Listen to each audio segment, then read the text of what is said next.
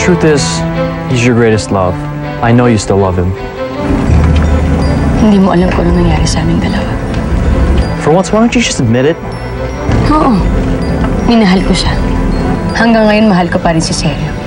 Pero mas matindi yung sakit na nararamdaman ko. Kahit turuan ko ang puso ko na maalala lahat ng pagmamahal niya. Pero hindi. Naaalala ko pa rin lahat ng sakit. Don't be hard on him, and don't be hard on yourself. No, Adrian. Our love story ends here.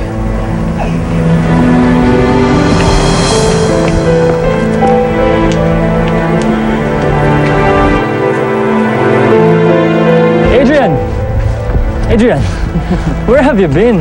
Basta, pare. Huwag mo sabihin kay Marimar ka na naman pupunta. I need to discuss something with her. Magtapat ka nga sa akin, tol. Mula nang nakilala mo yung Marimar na yun, hindi ka na humiwalay dyan. Gusto ka ba kay Marimar? She's just a client. Just a client. Well, she's a very special client. Adrian, ayoko ng ngiti mo, ha? Let's just put it this way. She's a beautiful girl. Who wouldn't like her, right? All right, I'm gonna go ahead for now, all right? Okay. Take care. Okay. I'll see you soon. Sigurado? That's really what you want to do? Oo, Adrian. Hilingin tayong paraan para matahimik ang buhay namin ni Crisita. Para maging normal yung buhay namin. Salamat nga pala sa mga naitulong mo. Kundi dahil sa hindi ko alam kung paano kayo makakasurvive. I have your papers and passports here. Immigrant status na naman pala kayo. That way you and Crisita can come back whenever you guys want. When do you guys want to leave, by the way? As soon as possible. Kung meron ngayon, i-book mo na kami. Sige, sige. I'll call my secretary, have her book the flight. But for now, I better go. I still have a meeting. Sige. Okay.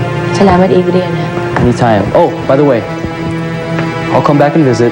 We're gonna have a barbecue at my house. Gusto mo? Okay naman. Okay. Ingat. I'll see you soon. Salamat. Thank you. Rodrigo, papunta na sila. Siguraduhin mo hindi papalpak ang plano natin, ha? Opo, senyora. Kinakabahan na rin po ako dito eh. Mukhang nakakalata na sila. Tinood? Nag-alis mo? Mag-migrates? Sa Amerika? Oo, Corazon. Para matahimik na ang buhay namin ni Crisita. Napaalis ko na naman si Angelica sa kumpanya. At kahit pa paano, nakabawi na naman ako. Gusto ko na magbagong buhay. Malayo sa problema, malayo sa gulo. At malayo kay Sarsirio. Corazon, baka nakakalimutan mo. Siya ang una nang iwan sa amin. Day, huwag na lang kang mag-alis. Corazon, nakapagdesisyon na ako.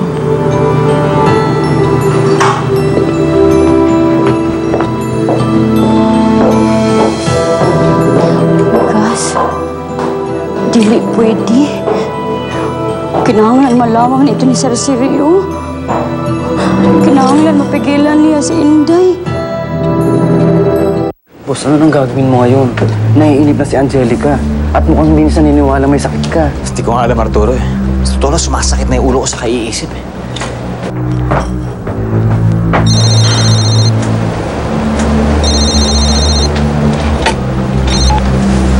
Hello, Corazon. Sarsirio! Dong, kanina pa ko nagtawag eh. Sarsirio, balik na din eh. Bakit? Ano nangyari? Sarsirio, si Inday. Ba't ano nangyari kay Marimar? Mag-alis man siya, Sarsirio. Kuyog si Cruzeta. Mag-ibang bansa bang puno.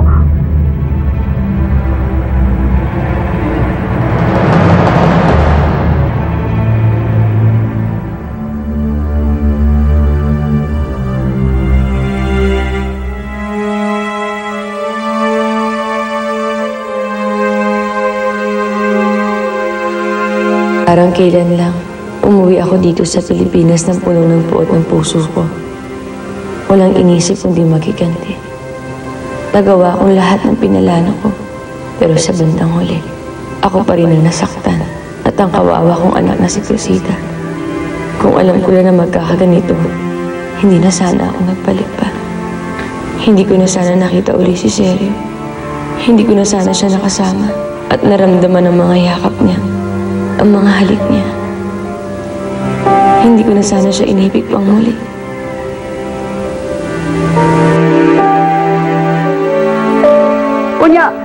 sabi, mag-ready na ang passports. Meron ng mga document sa immigration. Balik na, Dudong. Magpigil ka kang hinday. Ano?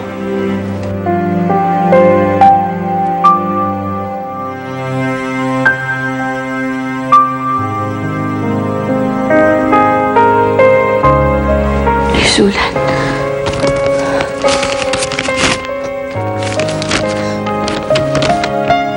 Marahil ay nagtataka ka kung kanino galing ang sulat na ito.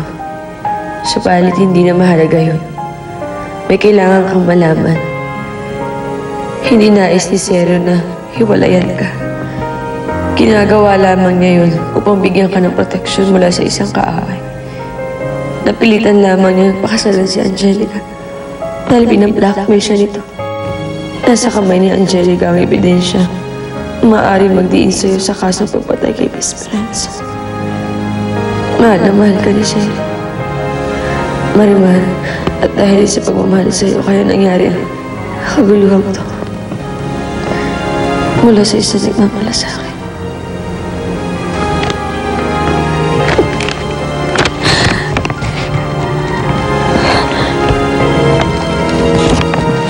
Nakipaghiwalay sa akin si Seryo dahil pinoproteksyonan niya ako.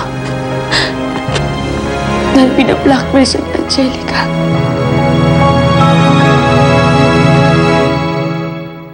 Nasaan na kayo? Malapit na. Ikaw nang bahala sa bata. Kami nang bahala sa mga gwardiya. Andiyan ba si Marimar? Antayin mo kung mag-uusap tayo. Sige, hihintayin kita. Rodrigo! Papatayin ko si Cruzita pag hindi ka pumirma. Sumulat ka kay Seryo. Cruzita? Ano nangyari kay Cruzita? Sir Sirio! Ano yan? Di ko na po alam ang nangyari kay may nag-covers na ng mouth na ako. Hindi po pwedeng mangyari to. Kakausap lang namin ni Marimar. Malapit ka nang mamatay. Kailangan mo nang malaman ang katotohanan. Pinaniwala ko si Seryo na ikaw ang pumatay kay Esperanza. Ikaw ang pumatay kay Tia Esperanza. At ngayon nagtataka ka kung bakit ayaw ka mahalin ni Seryo. Dahil nakakadiri ka! Bago ka pa nakilala ni Seryo, ako muna ang minahan niya. Sinira mo ang relasyon namin. Kaya buhay mo magiging kabayaran nun.